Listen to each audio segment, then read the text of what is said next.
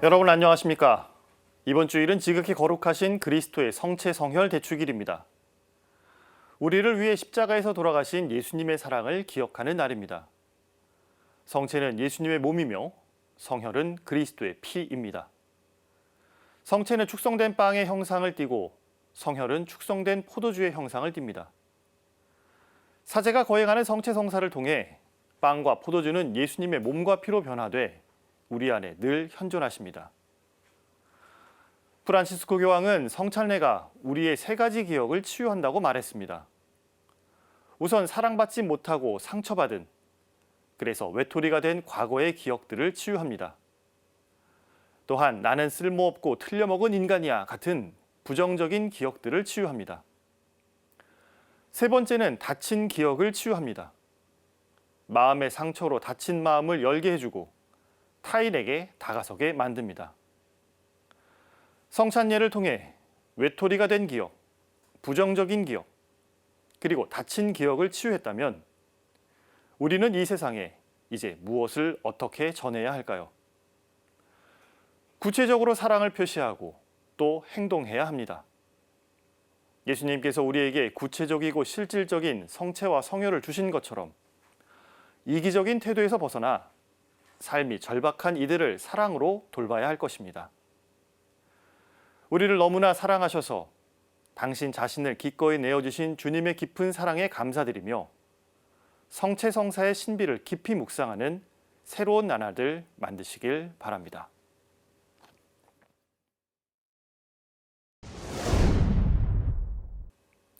오늘 첫 소식은 오는 7월 넷째 주일에 맞는 두 번째 조부모와 노인의 날에 대한 프란치스코 교황의 담화로 시작합니다. 교황은 담화에서 노인들에게 온유한 사랑의 혁명에 기여하는 장인이 되라고 격려했습니다. 또한 본당과 공동체가 독거노인을 방문해 자비의 활동을 펼치라고 초대했습니다. 이날 미사 예식 등에 참여하거나 독거노인 방문 등 자비의 활동을 실천하면 전대사를 받을 수 있습니다. 이어서 지난 15일 노인 학대 예방의 날을 맞아 노인 학대의 실태와 현황을 짚어봤습니다. 안타깝게도 노인 학대는 가정폭력의 가장 큰 비중을 차지하면서 갈수록 학대 건수가 늘어나고 있습니다. 함께 보시겠습니다. 올해 세계 조부모와 노인의 날 주제는 시편 9절 늙어서도 열매를 맺으리라입니다. 교황은 먼저 광범위한 형태의 폭력에 대해 언급했습니다. 노인을 잊어버리고 그들이 더 이상 아무런 결실을 맺지 못한다고 생각하며 그들을 방치하는 것도 폭력이라고 규정했습니다. 그러면서 노인과 만나는 걸 기피하고 돌봄 기관에 노인을 내맡기는 것만이 해결책이라고 생각하는 태도를 나무랐습니다. 그런 태도가 바로 우리와 그들을 갈라놓는 마음가짐, 곧 버리는 문화라고 질타했습니다. 노인을 지원하기 위한 계획은 있어도 노인이라는 존재 자체를 위하거나 노인이 온전하게 살 수 있도록 도와주는 계획이 없다는 게 그 원인이라고 짚었습니다. 그런 이유로 우리는 얼굴 주름살을 감추기에 급급해하며 버리는 문화를 내면화하고 만다고 안타까워했습니다. 하지만 성경이 가르치는 대로 노인은 외면당해야 할 대상이 아니라 삶을 풍요롭게 해주는 하느님 호의의 생생한 표징이라고 일깨웠습니다. 늙는다는 건 형벌이 아니라 축복이라고 역설했습니다. 주님께 신뢰를 두면 시편 말씀처럼 찬양에 찬양을 더할 힘을 얻을 것이기 때문이라고 설명했습니다. 이를 위해선 하느님의 말씀을 부지런히 읽고 매일 기도하며 성사를 받고 전례에 참여하면서 영적인 내면을 가꿔야 한다고 공고했습니다.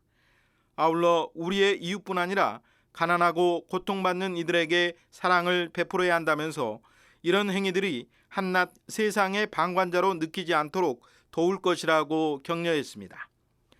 노인과 조부모를 우리라고 칭한 교황은 이들에게 특별히 온유한 사랑의 혁명에 기여하는 장인이 되달라고 당부했습니다. 기도로 고통받는 이들의 부르짖음을 동반하고 사람의 마음을 바꾸는 데 기여함으로써 정신의 혁명, 마음을 누그러뜨리는 혁명의 주인공이 될 수 있다고 격려했습니다. 이어 조부모와 노인들이 맺어야 할 열매 중 하나는 바로 세상을 보호하는 것이라며 온유하고 자상한 아버지였던 요셉 성인처럼 우크라이나와 아프가니스탄, 남수단의 아이들을 마음속에 간직하자고 말했습니다. 교황은 특별히 본당과 공동체가 독거 노인이나 요양원에 있는 노인을 방문해 자비의 활동을 펼칠 것을 요청했습니다. 7월 넷째 주일인 조부모와 노인의 날에 교황이 집전하는 미사에 참여하거나 독거 노인 방문 등 자비의 활동을 하면 전대사를 받을 수 있습니다. 교황청 내사원은 전 세계적으로 거행되는 다양한 예식에 진정한 참회와 사랑의 정신으로 커뮤니케이션 매체를 통해 참여하는 조부모와 노인을 비롯한 모든 신자에게 전대사를 수여한다고 밝혔습니다. 전대사를 받기 위해서는 고해 성사와 영성체, 교황의 지향에 따른 기도 등 일반 조건을 충족해야 합니다. CPBC 윤재선입니다. 언론을 통해 심심찮게 비춰지는 노인 학대 문제. 부모부터 시설 입소자 등에 이르기까지 피해 사례도 다양합니다. 실제로 어르신들에 대한 학대 사례는 해를 거듭하며 증가하고 있습니다.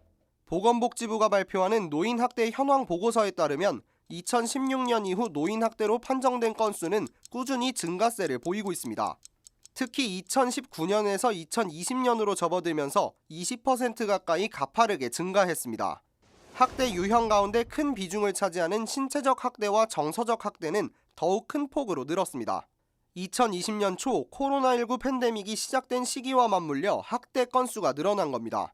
노인 학대 10건 가운데 9건이 가정에서 벌어지고 있습니다. 그만큼 사회적 거리두기로 집에 머무는 시간이 늘어나면서 학대 건수가 더 많아졌다는 분석이 나옵니다. 대면이 안 되다 보니까 노인 경로당이라든가 애출이라든가 노인 북소지라든가 이용 횟수가 제재다 보니까 집에서 가족들하고 대면하고 있는 시간이 길다 보니까 더 증가율이 높았다고 봅니다. 물리적인 학대가 아니더라도 격리 상황에서 스스로 관리가 어려운 어르신들을 방임하는 학대가 늘었다는 지적도 있습니다. 온라인과 오프라인을 가리지 않고 퍼지고 있는 노인들에 대한 혐오 표현도 문제로 꼽힙니다. 젊은 세대를 중심으로 노인들을 맹목적으로 비하하는 발언들이 퍼지고 있는 겁니다. 우리 사회에 만연한 물질 중심적인 사고가 노인 혐오를 불러일으킬 수 있다는 게 전문가들의 의견입니다. 우리 사회가 가지고 있는 생산성의 잣대 있잖아요. 경제적인 그런 측면. 거기에서 이제 어르신들이 짐이 된다라고 생각하니까 그냥 이분들이 어떤 우리에게 도움이 되지 않는다. 이런 인식들이 깔려 있어서 초고령 사회로의 진입을 목전에 두고 있는 우리나라. 학대와 혐오를 딛고 어르신과 젊은 세대가 조화를 이루는 사회를 위해 세대 간의 깊은 이해가 요구되고 있습니다. 서로 다른 세대를 만나지 못하니까 이제 생기는 그런 문제들이 있기 때문에 좀 그런 기회들을 많이 만들고 그래서 상호 좀 이해할 수 있는 그런 세대 간 이해 교육 이런 것들이 필요하다고 봅니다. CPBC 김형준입니다. 오는 20일은 유엔이 지정한 세계 난민의 날입니다. 프란시스코 교황은 언제나 이주민과 난민에 대한 환대를 강조해 왔는데요. 교황은 이번 108차 세계 이주민과 난민의 날 담화에서 미래는 이주민과 난민과 함께 건설해야 한다고 역설했습니다. 담화 내용 전해드립니다. 프란치스코 교황이 하느님 나라는 수많은 이주민과 난민, 실향민, 인신매매 피해자들과 만들어야 한다고 강조했습니다. 이 같은 내용은 제108차 세계 이주민과 난민의 날 담화문을 통해 발표됐습니다. 이번 담화에서 교황은 세상의 여정의 궁극적 의미는 예수 그리스도가 시작한 하느님 나라를 찾는 일이라고 강조했습니다.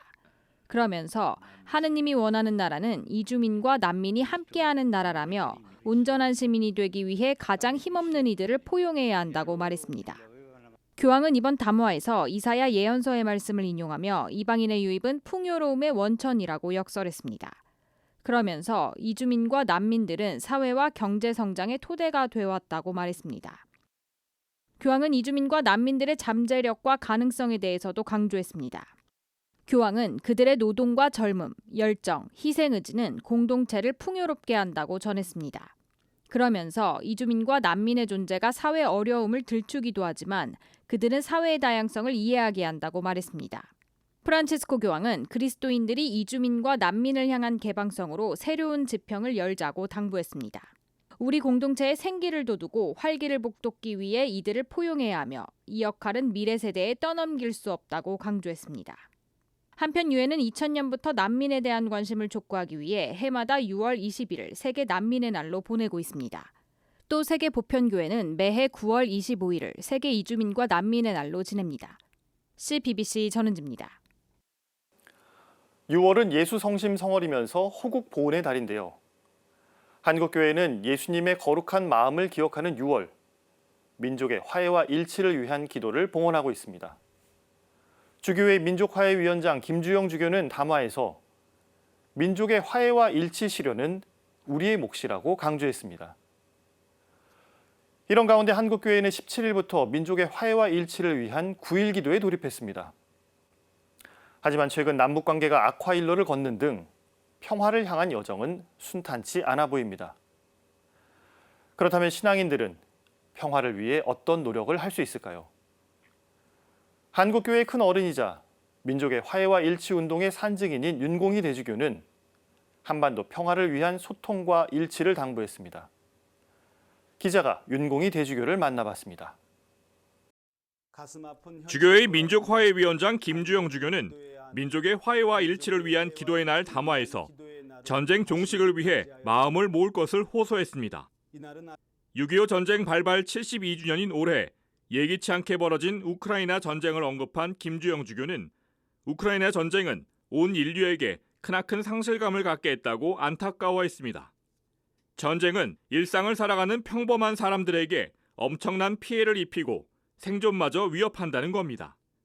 그러면서 우리 한국 천주교회는 남북의 화해와 일치, 그리고 우크라이나 전쟁 종식을 위해 온 마음을 모아 간절히 기도해야 한다고 당부했습니다. 김주교는 코로나19와 같은 대재앙을 겪으면서도 여러 국가는 살상과 파괴를 위한 무기를 더 많이 만들거나 비축한 현실에 대해서도 지적했습니다. 김주교는 이어 군비 경쟁의 악순환이 지속되는 가운데 발발한 우크라이나 전쟁은 사태를 더욱 악화시키고 있다고 우려했습니다. 그러면서 군비 경쟁은 가난한 약자들에게 큰 상처를 입히는 인류의 극심한 역병이라고 표현한 교회의 가르침을 되새겨 중단할 것을 촉구했습니다. 북한이 최근 유엔 안전보장이사회 결의를 명백히 위반하는 ICBM 시험 발사 재개를 지적한 김주교는 윤석열 정부를 향해 신뢰를 토대로 한 대북 정책을 기조로 남북이 소통하길 희망했습니다. 김주교는 교회는 그리스도의 평화가 이 땅에 이루어지기를 간절히 바란다며 민족의 화해와 일치의 실현은 이 땅에 사는 우리의 몫이라고 역설했습니다. 또한 서로 마음을 모아 그리스도께서 십자가 위에서 보여주신 사랑과 용서와 진정한 평화를 이뤄내자고 거듭 호소했습니다. 주교회 민족화해위원회는 오는 17일부터 25일까지를 민족의 화해와 일치를 위한 9일 기도 기간으로 정하고 미사 전후 기도문을 함께 봉헌할 것을 제시했습니다. 9일 기도 첫날인 17일엔 평화 통일을 지향하는 회심을 시작으로 남북한과 미국의 위정자들, 한반도의 비핵화와 핵무기 없는 세상 등 9가지 지향으로 기도하게 됩니다. 한편 주교회의 민화인은 21일 오후 2시 서울 중곡동 한국천주교 주교회의에서 기념 심포지엄을 개최합니다. 변화하는 북한과 종교인의 역할을 주제로 한 이번 심포지엄은 서강대 공공정책대학원 정영철 교수의 발제와 논평, 종합토론 등으로 이루어질 예정입니다. 지금까지 앵커 리포트였습니다. 일평생 민족의 화해와 일치를 위해 헌신한 윤공희 대주교. 윤 대주교에게 최근 한반도 상황은 안타까움의 연속입니다. 참 안타까워요. 안타까워. 그 많은 사람들 뭐 통일 이런 관심도 없을 뿐만 아니라 남북 관계가 아주 참 좋게 대화가 이루어지고 그러는데 이런 게 잘 이어지고 발전할 수 있어야 하는데 그렇지 못한 것이 참 안타까워요. 평양교구 출신으로 원산 덕원 신학교를 다녔던 윤 대주교는 북한 교회의 산 증인이기도 합니다. 얼마 전엔 젊은 시절 경험한 북한 교회 이야기를 정리한 책을 출간하기도 했습니다. 평양교회 많이 활발했어요. 한때는 아마 세례자, 새로 입교하는 세례자 수가 어떤 해는 아마 한국에서 제일 많았을 거야. 다만 윤 대주교에게 북한 교회에 대한 기억은 아픔의 기억이기도 합니다. 윤대주교는 신학생 시절 보니파시오 사우어 주교 아빠스의 연행 장면을 직접 목격하는 등 공산 정권의 교회 탄압을 직접 경험하기도 했습니다. 윤대주교는 북녘교회 순교자들의 희생은 가슴 아프다면서도 죄와 인간은 분리해서 생각해야 한다고 강조했습니다. 죄 자체는 우리가 거부하지만 죄와 죄인 인간은 우리가 분간해서 생각할 수 있어야지. 윤대주교는 또 한반도의 진정한 평화가 오기 위해선 마음의 소통과 일치를 향한 노력을 포기해서는 안 된다고 조언했습니다. 특히 민족의 화해와 일치를 위한 9.1 기도에 들어가는 신자들에게 하느님이 원하는 평화가 이루어질 수 있도록 기도해달라고 당부했습니다. 우리 남북이 한민족이고 한민족으로 살게 이렇게 하나님의 뜻이고 하나님의 뜻이라고 우리가 받아들여야죠. 하나님 원하시는 것이라. 그래서 하나님의 뜻이 이루어지도록 우리가 기도하고 우리가 할 수 있는 것이 다 하도록 노력해야죠. 1924년 평안남도 진남포시에서 태어나 올해 새는 나이로 99살, 백수를 맞은 윤대주교. 한국교회 주교가 백수를 맞은 것은 윤대주교가 처음입니다. 윤대주교는 오래 산 만큼 정말 많은 사랑을 받았지만 이 사랑의 빚을 도저히 갚을 수가 없다며 하느님께서 이를 다 갚아주셨으면 한다고 소망했습니다. 사도 바울의 말씀에 우리가 아무리 해도 우리가 다 갚을 수 없는 빚이 하나 있다. 그것은 사랑의 빚이다. 그래서 내가 이게 오래 살아와서 사람 그만큼 참말로 많은 사랑을 받았는데 이 사랑의 빚은 도저히 갚을 수가 없어요. 그래서 하느님께서 갚아주시도록 그렇게 빌 뿐입니다. CPBC 장현민입니다. 서울대교구는 보편교회와 발맞춰 지난 6개월간 교구 단계 시노드 여정을 이어왔고 지난 주일에 교구 단계 여정을 닫는 시노드 감사미사를 봉헌했습니다. 서울대교구장 정순택 대주교는 교구 단계 시노드 여정은 끝이 아니라 시노드 정신을 살아가는 교회를 위한 시작이라고 강조했습니다. 서울대교구 시노드 감사미사 소식 다시 한번 전해드립니다. 젊은이와 노인, 장애인, 수도자와 성직자 등 30여 명이 행렬을 이루어 명동대성당에 들어섭니다. 그 뒤를 따라 서울대교구장 정순택 대주교가 미사에 참여한 이들을 향해 하느님의 축복을 빌며 입당합니다. 직분은 다르지만 저마다 그리고 함께 하느님의 뜻을 실천하는 공동체, 시노드 정신을 살아가는 교회를 상징하는 모습입니다. 미사에는 특별히 소그룹 모임 등에 직접 참여해 서로의 체험을 나누고 교회를 위해 제안하며 경청과 식별을 통해 시노드 여정을 걸어온 200여 명이 초청됐습니다. 미사를 주례한 서울대교구장 정순택 대주교는 강론에서 먼저 지난해 10월부터 진행한 교구 단계 시노드 여정에 함께한 모든 이에게 감사의 인사를 전했습니다. 특별히 교회가 시노드 정신을 살아갈 수 있도록 하느님 자녀다운 용기를 지니고 의견을 제안해 주신 여성, 장애인, 북한 이탈 주민, 또 이주민과 난민, 또 LGBT 성소수자, 그리고 모든 젊은이 여러분께 감사드립니다. 이번 교구 단계 시노드의 특징은 대의원 방식이 아닌 하느님 백성으로부터 직접 시노드 제안을 경청하는 방식으로 진행됐다는 점. 그렇게 맺어진 시노드의 결실을 정순택 대주교는 이렇게 밝혔습니다.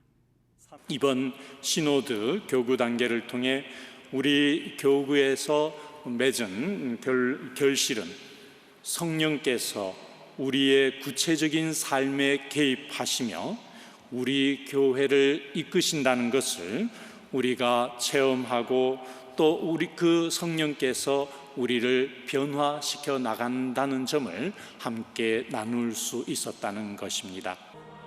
실제로 이번 시노드 모임에서 가장 많이 제시된 건 성령께서 우리 안에서 함께 하심을 체험했다는 의견이었습니다. 정순택 대주교는 지극히 거룩하신 삼위일체 대축일을 지내며 시노드 교구 단계 감사 미사를 거행하는 것 또한 교회를 축복하시는 성령의 이끄심이라고 말했습니다.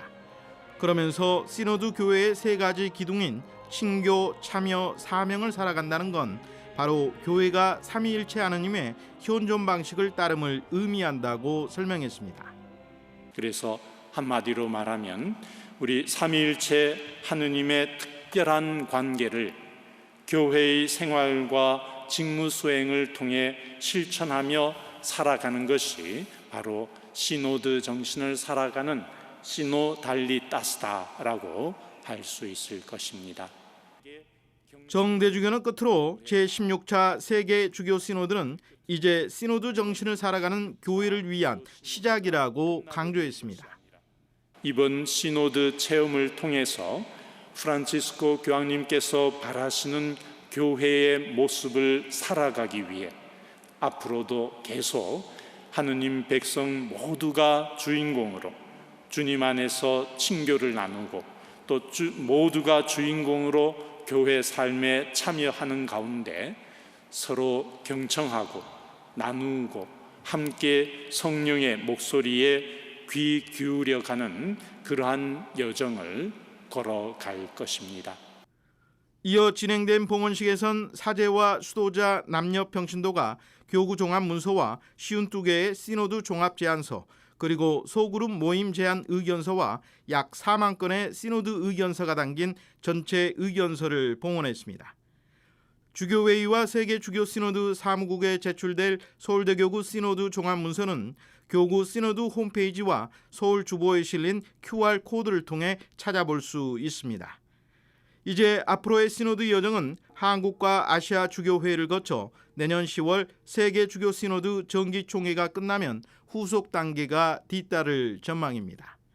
CPBC 윤재선입니다. 일회용품 보증금 제도에 대해 알고 계신지요? 카페에서 일회용 컵을 사용하면 300원을 더 내고 컵을 돌려주면 그 돈을 돌려받는 제도인데요. 원래대로라면 이달 10일 시행될 예정이었지만 지금은 6개월 유예되었습니다. 갑작스런 유예 결정은 정부와 프랜차이즈 카페가 서로에게 책임을 회피하고 있기 때문인데요. 플라스틱 컵 보증제, 무엇이 문제이고 어떻게 해야 정착될 수 있을지 기자가 짚어봤습니다. 이어서 의류 산업에서 나오는 탄소 배출량 소식도 함께 알아봅니다. 전 세계 탄소 배출량의 약 10%가 의류 산업에서 나오는데요. 이 때문에 옷을 빌려 입는 의류 공유 서비스가 크게 성장했습니다. 하지만 의류 공유 서비스가 만들어내는 탄소 배출량도 무시할 수 없는 수준이라고 합니다. 어떤 이유에서 그런지 또 대책은 없는지 기자가 살펴봤습니다. 일회용 컵 더미 속에 사람이 파묻혀 있습니다. 얼굴을 가릴 정도로 컵이 쌓였지만 일회용 컵은 끝없이 쏟아집니다. 시민단체와 자영업자들이 제대로 된 일회용 컵 보증제 시행을 촉구하며 벌인 퍼포먼스입니다. 일회용 컵 보증제는 카페에서 일회용 컵을 사용하면 보증금 300원을 더 내고 컵을 반납하면 이를 돌려받는 제도입니다. 원래는 지난 10일 시행될 예정이었지만 시행 직전 6개월 유예 결정이 내려졌습니다. 정치권에서 보증금제가 가맹점주 등에게 부담을 줄 것이라 주장했기 때문입니다. 반면 가맹점주들은 제도의 불합리한 점만 개선한다면 당장이라도 제도를 시행할 수 있다고 반박합니다. 불합리한 구조가 개선된다면 저희는 지금 당장이라도 시행할 준비가 되어 있습니다. 이 불합리한 구조는 환경부와 프랜차이즈 본사 양측 간의 협의만으로 만들어졌으며 직접적 이해 당사자인 가맹점주들은 철저히 배제당한 채 저희는 마른 하늘의 날벼락을 맞았습니다. 문제의 핵심은 제도 시행에 따른 추가 비용을 가맹점주와 프랜차이즈 본사 가운데 누가 부담하느냐입니다. 보증금제가 시행되면 라벨 표시, 표준용기 사용 등을 위해 음료 한 잔당 17원가량의 추가 비용이 요구됩니다. 또 보증금 300원에 대한 카드 수수료 등도 지급해야 합니다. 현재는 이를 모두 가맹점주가 부담하는 구조입니다. 소상인들을 위한다는 핑계로 제도를 무산시키려는 게 아닌지 정말 많이 의심스럽습니다. 만약에 환경부가 의지가 있다면 이렇게 많은 커피를 팔 동안 가장 많이 돈을 번 본사에 그 사회적 책임을 다하게 하고 보통을 분담시켜야 합니다. 국내 커피 프랜차이즈가 사용하는 일회용 컵은 1년에 약 28억 개. 이 가운데 대다수는 회수되지 않고 쓰레기가 되어 버려집니다. 시민단체들은 이 같은 문제를 풀기 위해선 개인의 노력에 더해 이를 뒷받침할 제도가 시급하다고 촉구했습니다. 방송인 줄리안 퀸타르트 씨는 전 세계적으로 일회용 컵 사용이 늘어나고 있는 상황이라며 보증금제 시행은 한국이 쓰레기 처리에 모범을 보일 기회라고 강조했습니다. 채식을 한다거나 자전거를 탄다거나 등등 하고 있는데 항상 느끼는 게 개인이 할 수 있는 게 한계가 있어요. 한국이 이런 최초로 이런 보증금 제도를 도입하게 된다면 정말로 전 세계적으로 모범 보여줄 수 있는 기회라고 생각을 하고 CPBC 장혜민입니다. 마우스만 몇 번 클릭하면 쉽게 옷을 빌릴 수 있는 의류 공유 서비스 홈페이지입니다. 정기 결제를 하면 원하는 옷을 한 달에 2번씩 받아볼 수 있습니다. 의류 공유 서비스는 유행에 민감한 젊은이들에게 인기를 끌며 성장해왔습니다. 무엇보다 의류 산업이 전 세계 탄소 배출량의 10%를 차지할 만큼 환경에 해로운 것으로 알려지면서 공유 서비스는 발전해왔습니다. 청바지 한 벌을 생산하는 데 드는 물의 양은 약 7,000리터로 4인 가족이 5일 동안 쓸 수 있는 양입니다. 이러한 문제가 드러나면서 옷을 사는 것보다 재활용하고 빌려 입는 문화가 퍼졌습니다. 하지만 의류를 공유하는 서비스도 탄소를 과도하게 배출한다는 지적이 나옵니다. 지난해 국제저널 환경연구회보는 의류 처리 방법을 비교하고 환경에 미치는 영향을 연구했습니다. 연구 결과 의류 공유 서비스 자체는 친환경적이지만 옷을 주고받는 과정에서 환경 비용이 크게 발생하는 것으로 나타났습니다. 실제 의류 공유 서비스는 옷을 공유하기 위해 여러 과정을 거칩니다. 의류를 수거하고 세탁한 뒤 포장하는 과정에서 많은 양의 세제와 비닐, 포장재가 사용되기 때문입니다. 친환경적인 포장을 하더라도 의류를 운송하는 과정에서도 탄소는 배출됩니다. 의류 공유 서비스가 친환경을 위장한 그린워싱이라 비판받는 이유입니다. 그 생산에 드는 자원을 줄이고 나눠 쓰는 거 굉장히 좋은데 문제는 이제 포장을 과하게 하게 되고 또 그걸 운송을 또 계속 해야 되고 또 세탁을 계속 해야 되잖아요. 또 너무 소비적인 라이프 스타일이거나 또 그 생각한 거 외에 온실가스 배출량이 많을 수가 있어서 전문가들은 의류 산업 자체가 탄소를 크게 발생시킨다며 가장 좋은 방법은 옷 한 벌을 오래도록 입는 것이라고 말했습니다. 정말 살 때는 신중하게 사고 한 번 산 옷은 오래 입는 거가 일단 제일 중요한 것 같아요. 사실 집에 옷이 진짜 많잖아요. 그래서 아마 내 옷장에서 쇼핑하기를 한번 해보시면 입는 옷을 오래 입고 꼭 필요한 옷만 구매하고 오래도록 입는 친환경적 노력이 필요합니다. CPBC 전은지입니다. 핵발전은 화장실 없는 집에 비유됩니다. 그런데 정부는 핵발전 확대 정책을 추진하고 있죠. 원전 수명을 늘리고 가동률을 높이면 핵 폐기물은 그만큼 더 늘어날 수밖에 없습니다. 그런데 사용 후 핵연료로 불리는 고준위 핵 폐기물을 임시 저장하는 시설마저 이제 포화 상태에 이르고 있습니다. 연구 처분장을 마련하는 게 시급한 과제인데요. 정부는 아직까지 마땅한 해결책을 내놓지 못하고 있습니다. 어떤 상황이고 어떤 문제가 있는지 짚어봤습니다. 수영장 같은 큰 수조 안에 폐연료봉을 담그는 모습입니다. 전기를 만들고 난 후 버려지는 폐연료봉 같은 고준위 방사성 폐기물, 즉 사용 후 핵연료를 보관하는 방식입니다. 고준위 핵폐기물은 1m 앞에 있는 사람을 17초 이내에 사망에 이르게 할 정도로 강한 방사능과 열기를 내뿜습니다. 현재는 따로 처리할 방법이 없어 핵발전소 안에 풍소를 함유한 물과 함께 저장하는데 열을 식히는 데만 최소 5, 6년이 걸립니다. 이미 수조가 가득 찬 월성원전만 콘크리트와 금속으로 만든 건식 저장 시설이 추가로 설치돼 운영 중입니다. 월성원전 외에 고리, 한빛, 한울원전도 수조가 가득 찰 날이 머지않았습니다. 2031년 고리, 한빛 원전을 시작으로 저장률이 90%를 넘은 한울원전도 2032년에 포화가 예상됩니다. 핵발전소 지역 주민들과 환경단체들은 정부가 추진하려는 원전 부진의 추가 저장 공간 확보를 위한 건식 저장 시설을 받아들일 수 없다는 입장입니다. 헐만 중간 저장일 뿐 사실상 영구 처분 시설로 방치될 수 있다는 우려에서입니다. 부산 같은 경우에는 고리 2호기가 40년이 되었잖아요. 그런데 수명 연장을 한다면 40년 동안에도 불안하게 살았는데 우리 부산은 영원히 영구적으로 핵 폐기물 까지 않게 되는 그런 상황이잖아요. 근데 저희 주민들은 받아들일 수 없는 상황이죠. 상황이 이런데도 정부는 2030년까지 노후 원전 10기의 설계 수명을 연장할 계획입니다.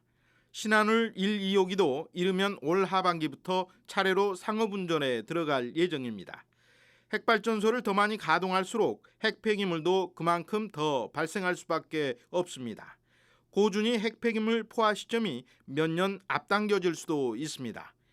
핵발전소에서 발생하는 고준위 핵 폐기물은 한 해 700톤가량, 핵발전소 지역 주민들의 걱정을 돌고 고준위 핵 폐기물을 안전하게 관리하려면 영구 처분장을 마련해야 하지만 지난 40여 년간 부지 선정조차 하지 못했습니다.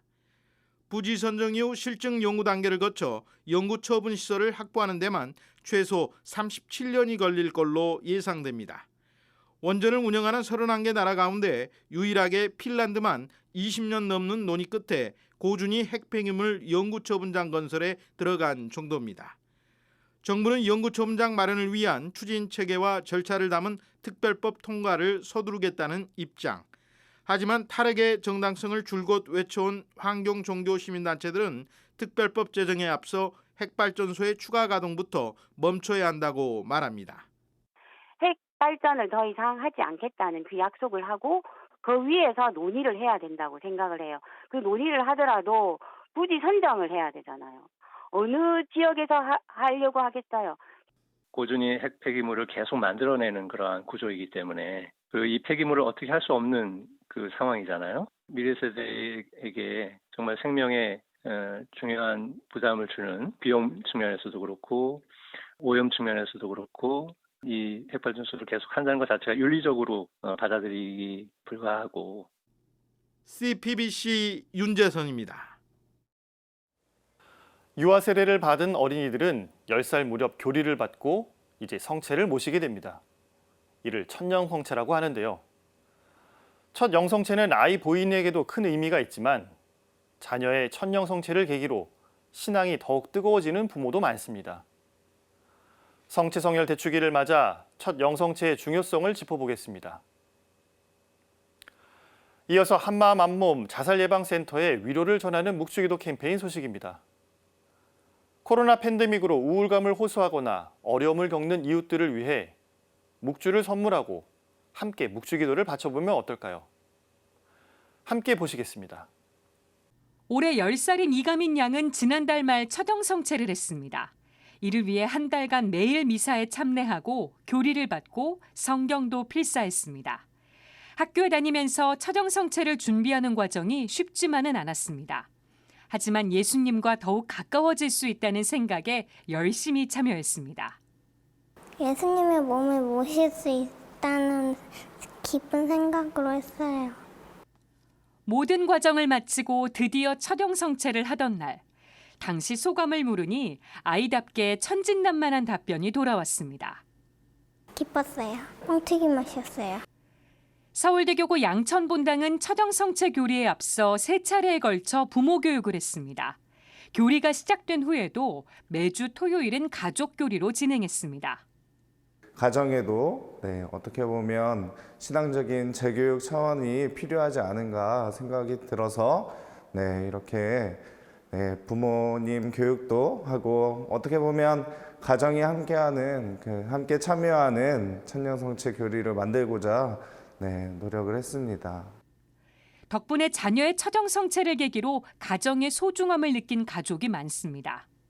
애들 아빠 그리고 저희 큰아이 다 이제 참여해서 좀 재미있게 진행해 주셨어요. 퀴즈 내주시기도 하고 영화도 함께 볼 수 있었고 그리고 평상시에 생각하지 못했던 가정 공동체의 소중함 이런 부분도 많이 배웠습니다. 자녀의 첫 영성체를 준비하며 성당을 자주 오간 부모들은 본당 활동에도 적극 참여하고 있습니다. 첫 영성체가 본당에 활력을 불어넣고 있는 겁니다. 그냥 예전에는 미사만 좀 드리고 했다면 저희 이제 좀 더 뭔가 성당 활동에 적극적으로 나서게 된 것 같아요. 저희 남편도 이번 달부터 레지오 활동 이제 레지오 모임에 나가기 시작했고요. 저도 가능하면 제 시간이 허락하는 한 이제 자모회 활동이나 이런 부분에 좀 적극적으로 참여하려고 노력하고 있습니다. 신앙생활의 핵심인 성체성사. 성인들은 세례성사를 받고 바로 첫 영성체를 하지만 유아 세례를 받은 어린이들은 10살이 되면 교리를 거쳐 첫 영성체를 할 수 있습니다.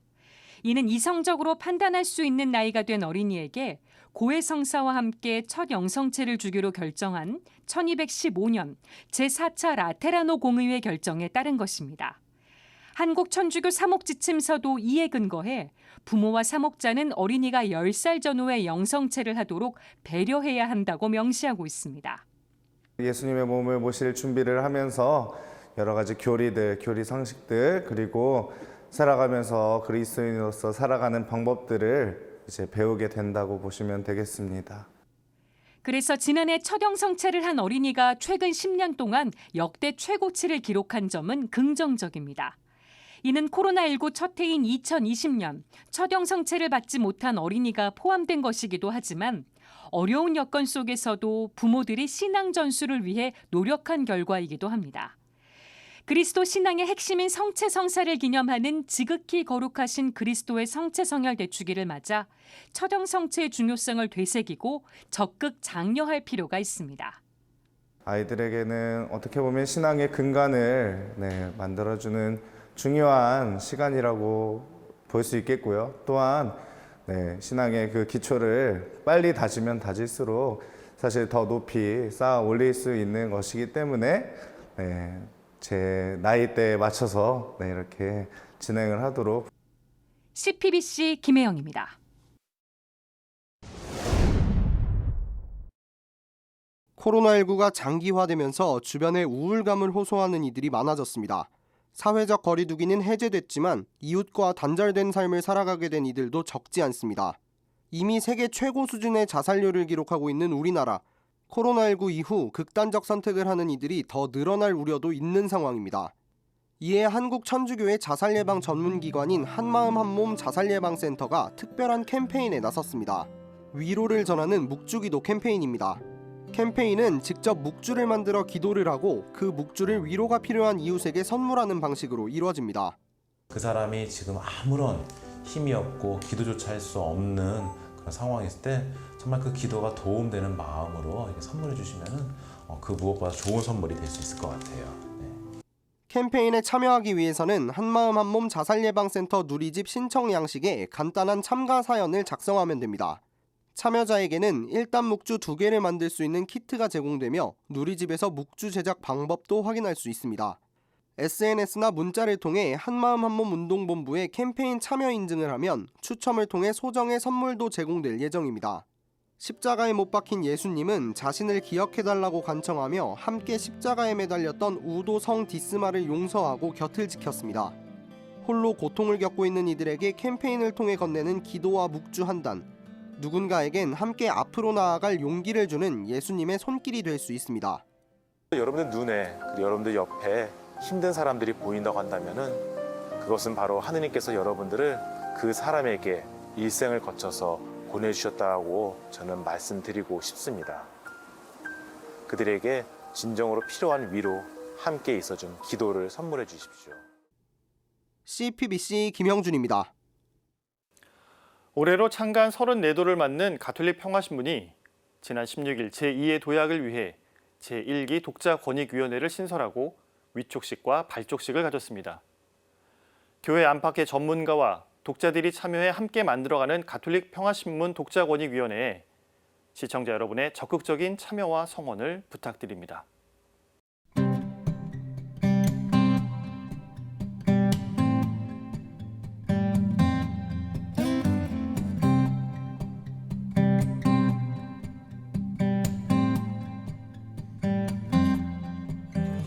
가톨릭 평화신문이 제1기 독자권익위원회를 발족했습니다. 올해로 창간 34도를 맞는 가톨릭 평화신문이 제2의 도약을 위해 독자들에게 더욱 가깝게 다가섭니다.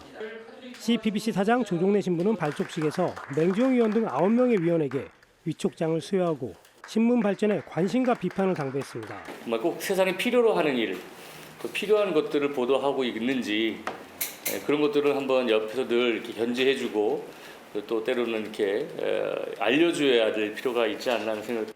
제1기 독자권익위원장으로 선출된 맹주영 위원은 교회에 몸담고 있는 실무자로서 최선을 다하겠다고 말했습니다. 이어진 회의에서 위원들은 차기 안건을 논의하고 가톨릭 평화신문이 나아가야 할 방향에 대해 서로 의견을 공유했습니다.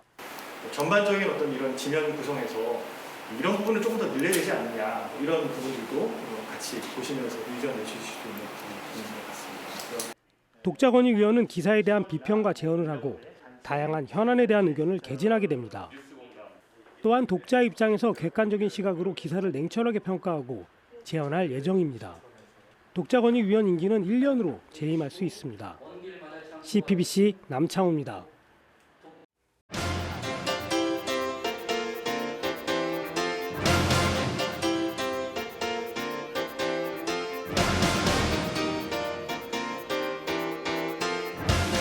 한반도 정세가 불안하기만 합니다. 북한의 김정은 국무위원장은 지난주 노동당 중앙위원회 제8기 제5차 전원회의 확대회의 중 통상 남한을 대상으로 한 메시지에서 대적투쟁이란 표현을 다시 꺼내들었습니다. 북한의 이러한 반응은 정권 교체로 새롭게 임기를 시작한 윤석열 정부의 맞대응 성격으로 분석됩니다. 윤 대통령은 후보 시절부터 SNS에서 주적은 북한이라는 5글자를 게시했고 북핵 억지력의 방안으로 선제 타격을 언급하는 등 연일 대북 강경 노선을 표명해 왔습니다. 남북의 대치가 말로만 이어지고 있는 것도 아닙니다. 북은 ICBM을 포함한 무력 시위를 올해에만 총 19차례 시행했고 우리 정부 역시 한미 안보 체계를 강화하는 가운데 대규모 군사기동 훈련을 예고하고 있습니다. 문제는 남이든 북이든 이런 강한 어조와 무력 도발이 전쟁을 억제할 수 있다고 믿는 사람들이 많다는 데 있습니다. 차분하고 냉정한 대응은 겁쟁이처럼 인식되고 뭔가 강하고 센 것만이 상대를 압박할 수 있다고 생각합니다. 그러나 이런 태도가 정말 평화를 가져올 수 있을까요? 독일의 경우 전후 분단하에서 서독의 아데나워 정권은 자신만이 유일한 합법 정부라는 이른바 할슈타인 정책을 고수합니다. 상대를 인정하지 않고 대화하지도 않겠다는 강경 노선이었습니다. 그러나 1969년 수상에 오른 빌리 브란트는 이 정책의 한계를 지적하며 동독과 적극적으로 교류하고 지원하는 이른바 동방 정책을 수립합니다. 결국 이듬해인 1970년 동서독은 역사상 첫 정상회담을 성사시킵니다. 그리고 그로부터 20년 후인 1990년 독일은 마침내 분단을 극복하고 지금은 세계적인 선진 국가를 이루어냈습니다. 지금으로부터 22년 전 우리도 역사상 최초로 남북의 정상이 손을 맞잡았습니다. 상호 적대와 증오를 중단하자고 다짐했고 공동의 미래를 위해 우리 스스로가 주인이 돼 힘을 합치자고 약속했습니다. 바로 2000년 6월 15일 6.15 남북 공동선언의 의미입니다. 독일은 동서독 정상이 처음 만난 지 20년 만에 평화를 이루었고 우리는 비슷한 시간이 흘렀지만 아직도 전쟁의 위험 속에 살고 있습니다. 우리는 그만큼 불신의 담이 높았고 미움의 골도 그만큼 깊었기에 더 많은 시간이 필요했는지 모르겠습니다. 그러나 한 가지 분명한 사실은 지금 우리의 선택은 대적 투쟁도 아니고 선제 타격도 아니어야 합니다. 만남과 대화를 통해 다시 무너진 신뢰를 회복해야 하고 화해와 평화의 길로 함께 걸어가기로 했던 그날의 약속을 다시 기억해야 하는 이유입니다. 오늘 사제의 눈은 22년 전 그 약속을 기억하십니까? 입니다. 평화와 번영의 길이 우리 앞에 없는 것이 아니라 불신과 미움 때문에 보이지 않을 뿐입니다. 무력이 아니라 대화를 바라는 이들이 더 많아지기를 기도하며 오늘도 평화를 빕니다.